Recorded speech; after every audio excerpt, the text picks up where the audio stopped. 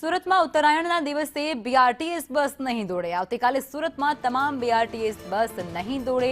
15મીએ BRTS bus સેવામાં 70% જેટલો કાપ મુકાયો છે।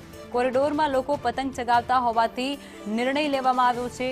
લોકો પતંગ ઉડાડવા માટે ત્યાં દોટ મૂકતા હોય છે અને તેને લઈ અકસ્માત ન સર્જાય તેને કારણે આ નિર્ણય કરાયો છે।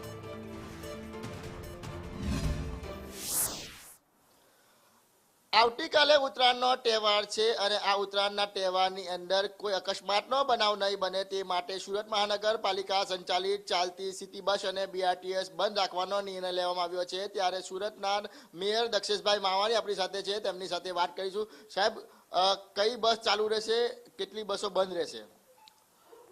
ઉત્તરાયણનો તહેવાર આવે છે, પહેલા તો તમામ સુરતીઓને શુભકામના પાઠવું છું।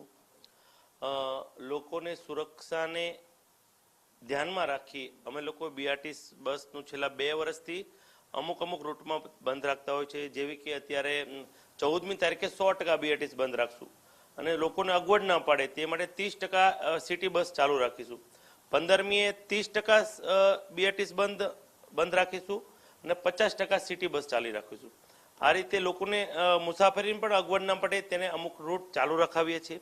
લોકોની સુરક્ષાને વચમાં ઘણીવાર લોકો બીઆરટીએસની રૂટ ઉપર લોકો નાના છોકરાઓ પતંગ ચગાવતા હોય છે। તે અકસ્માત ના બને તેના ભાગરૂપે આવો નિર્ણય છેલ્લા 2 વર્ષથી મહાનગરપાલિકા દ્વારા લેવાય છે। બિલકુલ, તો આવતીકાલે ઉત્તરાયણનો તહેવાર છે અને ઉત્તરાયણના તહેવાર નિમિત્તે લોકો પતંગ પકડવા જતા હોય છે અને બીઆરટીએસ રૂટની અંદર પતંગ પણ ચગાવતા હોય છે અને કેટલા અકસ્માતના બનાવો બનતા હોય છે। તે આવા બનાવ નહીં બને તે માટે સુરત મહાનગરપાલિકા તરફથી બીઆરટીએસ બસ અને સિટી બસ સેવાઓ બંધ રાખવાનો નિર્ણય લેવામાં આવ્યો છે। કેમેરા પર્સન ભૂષણ ચૌધરી સાથે મનીષ પરમાર।